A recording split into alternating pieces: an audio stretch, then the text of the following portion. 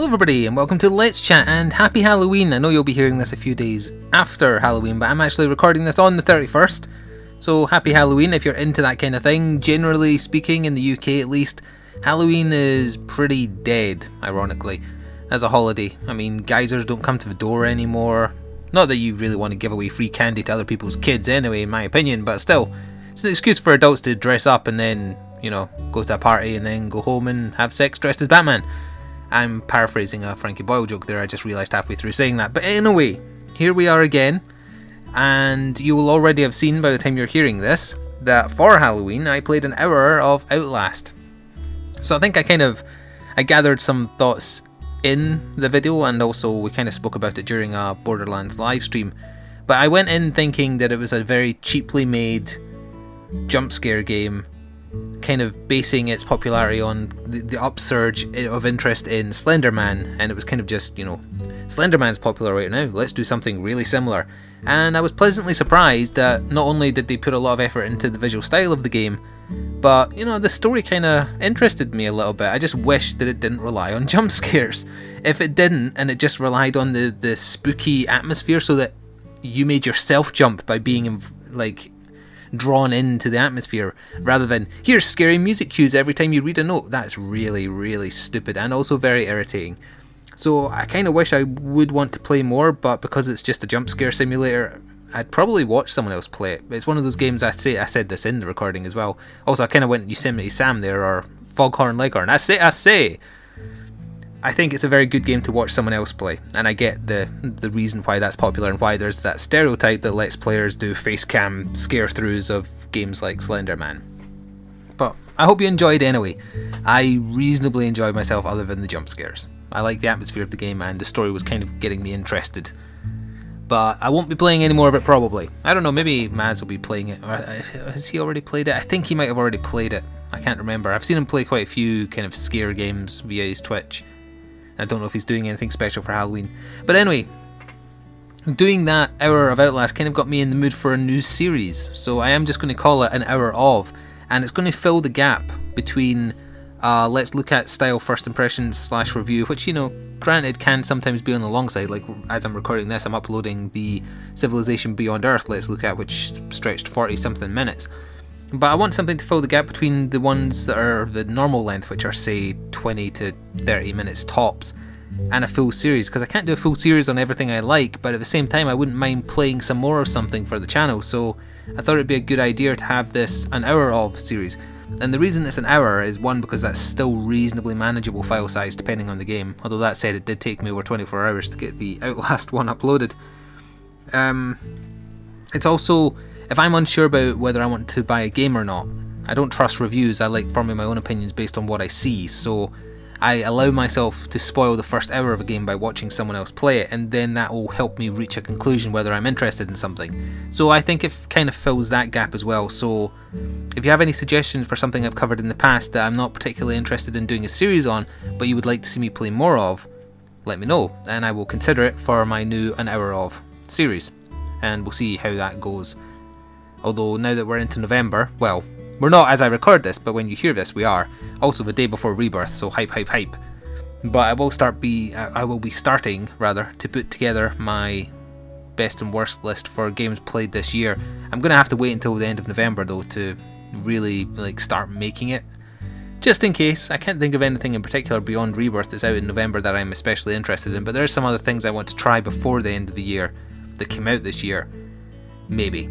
So yeah, that's the first thing I wanted to cover. So, to recap, new series, happy Halloween. I quite liked Outlast beyond the jump scares, and if you do like jump scares or don't mind them or don't care about them, you're just kind of looking for a spooky atmosphere game, I think that would do you better than something like Amnesia, which didn't really grab me from what I saw of it. Or, what was that other one? CR gifted me a couple of horror games that I tried, and I burst out laughing when I saw the first enemy because it looked like an alien with a penis wrapped around its stomach. Penumbra? Is that what it was? Something like that. But anyway, I solicited comments on Twitter a little while ago, and also we have the comments of last week's Let's Chat, which I think is all we're going to go through. I think I had something else to bring up though, and I can't remember what it was. Nope, Nope, can't think of it offhand. It might come to me as we answer questions. So let's go to Twitter first. Let me just click over to TweetDeck. So Dragonakis is the only one to have left me a comment. 2 of them, in fact. Well, 3, but 2 of them are questions. So the first one is, if you were alone on a desert island, who would you prefer to be with? Our Lord and Saviour Cha-Cha or Claptrap? And then he added, murder or suicide is not an option. If I had to choose between those 2, I would choose Cha-Cha because if he's not talking, it's fine. He doesn't dance. Well, no, his dance is better than Claptrap's dance. He doesn't have Kyumba's butt dance, but still. So, of the 2 horrible, irritating people, he is the least annoying of the 2. So I would pick him if forced.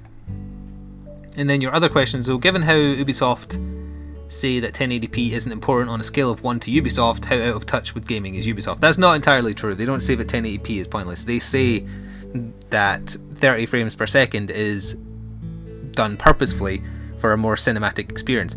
And in a literal sense, they're almost telling the truth, but it is just PR bullshit. The reason they're almost literally telling the truth is that movies are in 25 frames, because otherwise they look very artificial. Like, for example, I saw my mother watching, she's really into crime dramas and stuff like that, like CIS, whatever. And I saw her watching one of these episodes once, and I just kind of stared at the TV screen because it looked so fake. And the reason it looked so fake wasn't because it was, being poorly acted, or, well, it might have been, but I wasn't paying attention to that, or the set was just badly dressed. It was the way it was filmed, and it's because it wasn't filmed at 25 frames. It was filmed, presumably, at upwards of 60, or, upwards of 30, let's say. And you can tell the difference. I'm not a snob when it comes to FPS. In fact, I've made fun of people like Total Biscuit for their obsession about it. But I notice the difference between 30 and 60. I just don't particularly care about the difference between 30 and 60. That said, for Ubisoft and a few others to kind of go on record as saying 30 frames per second is the ideal that we're all striving for, it's bullshit. It's artificially limiting the PC side of things to make the console side of things more appealing, because as it turns out, the PS4 and Xbone, they can't really handle 60 frames per second, at least not on any of these big games, it seems. Or maybe they're just not willing to try and make it work. Maybe it involves too much work, and who wants to work? So, yeah, Ubisoft have said some very stupid things, and I mean, as I say, I don't care about 30 frames against 60 frames, but I agree with people who say it's a noticeable difference, because yes, it is totally noticeable. And on that subject, YouTube has now activated their 60 frames per second on all videos. So assuming you uploaded originally in 60 frames, it will now be upgraded to that, or now from now on you can just upload 60 frames. And we did a recording session of Borderlands pre-sequel last night, and I opted to do it in 60 frames instead of my usual 30, because up till now I've just been doing 720p 30 frames because YouTube reduces it down to that regardless of what you do, so there was no point in doing it better. So I decided, I'll test 60 frames, and yeah, I was watching back one of the videos and it's so much smoother, and you can just tell it's so much better quality. So I'm looking forward to being able to upload in 60 frames. However, I do have quite a big backlog, especially of Borderlands the pre-sequel. I mean, I'm up to 25 parts now, and I only just finished uploading part 6, I think. Shitty connection and all that. So you're not going to see 60 frames in my series that are ongoing right now until much later on. I might do Rebirth in 60 frames, but that's really not really going to be noticeable, I don't think, because it's just a 2D indie game, but we'll see. Let's look at from the Beyond Earth one onwards will also be 60 frames, but you probably won't see it consistently on my channel for quite a little while yet due to the backlog of the pre-sequel and also Dead Rising, although that said, I have run out of backlog of that now, so I need to record more and finish. Also, very quickly on that subject, I'm sorry for being rather kind of all over the place, but it's because I keep on, this is the thing I was trying to remember earlier. CR bought Dead Rising 3 in the Halloween sale on Steam, which is ongoing, or just about to end by the time you hear this. I'm so far through my playthrough off, by myself, that I'm just going to finish it by myself. However, I will be playing it with him on his Twitch channel every now and then, and I assume he'll upload videos of it to his channel, I don't know. But the best way to just kind of see it happen is just follow him on Twitch, and you'll get an email, assuming Twitch is in the mood to give you emails, whenever he goes online. Or goes live, sorry, not online. So yeah, that was the only other question via Twitter. On the subject of Twitch, actually, they recently brought out some new terms and conditions, which specifically state that you can't act in an overly sexualized way or inebriated way on Twitch to, you know, solicit donations, subscriptions, etc. And for some reason, people have a problem with this. You know, if you solicit donations by wearing low-cut bras or lingerie or just go full shirtless, you're being the oldest profession. You are using your body to earn yourself money, and that's not cool. That's just not. Don't do that ever. And there was a discussion about this on our Let's Play, and there were some examples, and there was an example of a lady wearing a very low-cut top, and the camera was, you know, focused ever so slightly below her face and kind of zoomed in a little bit. And as you might expect, she was getting a lot of donations. And then, you know, to balance things, there was also one where the web camera didn't even show the guy's face. It was on his body. It was on his chest. And he was shirtless, and along the top was his little ticker saying, donate £200 or $200, whatever, to get an 8-hour shirtless stream. You are just being a fucking whore at that point. That is despicable. It is pathetic. I mean, I thought, like, I saw someone doing an Alien Isolation stream, and it was like, subscribe and a scary noise will play, and that will scare me, the person streaming. I mean, I would say that's tacky. However, compared to some of that shit with, you know, using your body, that's fine compared to that. That is just terrible. I can't believe people were doing that. And it is no surprise that Twitch, now with Amazon with them, are looking to curtail that kind of thing and stop it from happening. And you should not be defending people's right to get absolutely blind drunk on stream or use their body to get viewers and or money. It's not right, and I'm glad they put a stop to it. So anyway, sorry for getting distracted. Let's go to the comments of last week's, and I'll start going through them. Dragonakis, you're everywhere. I used to like Kojima until PS3 Metal Gear Solid and its 2-hour-long cutscenes. Was that Metal Gear Solid 4? If it was, yeah, from the point you press start game in Metal Gear Solid 4 to the point you're actually able to play it, it's 45 minutes. Or 40 minutes, I can't remember now. I remember timing it back when I did reviews. Sorry, my voice went weird there, it's early in the morning. Tobiathus, I couldn't agree more on what you said about Gamergate. Also, are you going to be playing Bayonetta 2 at all? I am not, even though I have a Wii U and there's nothing else on it. I tried the demo of the first Bayonetta and did not like it, so I'm not interested in Bayonetta 2 at all, although from what I hear it's very good. So, you know, I'm in the minority here, so if you have a Wii U, it seems like a game that you shouldn't miss out on if you're into Devil May Cry-esque gameplay. Like a John, I personally find Metal Gear Solid 3 the best one. Ugh. Though I personally find Metal Gear Solid overhyped, yes.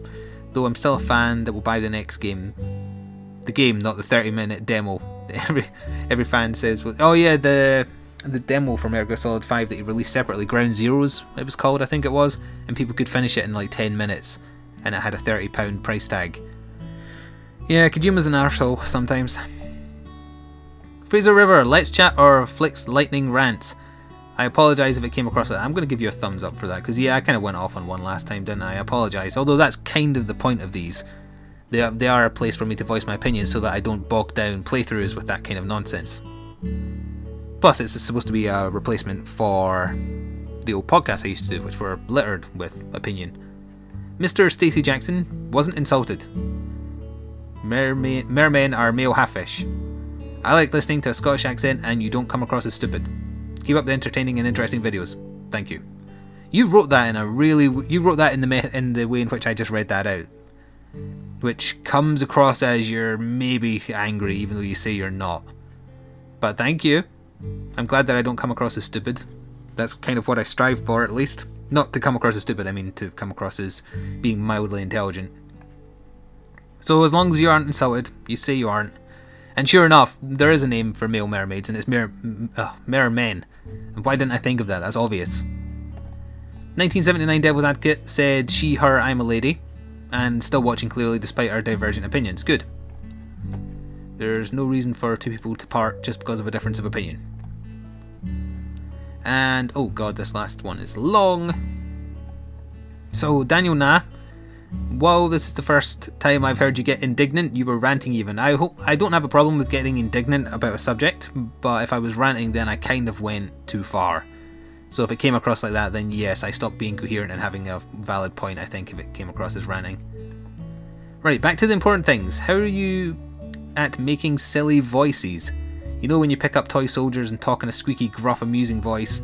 Here, show us an example. In case you're wondering, I'm trying this out because your voice always kind of remains monotone. If my voice is constantly monotone, then I've failed as a commentator, because having a difference of tone is part of making your voice sound appealing. Although that said, Let's Chats probably aren't a good example, especially now because I have to clear my throat.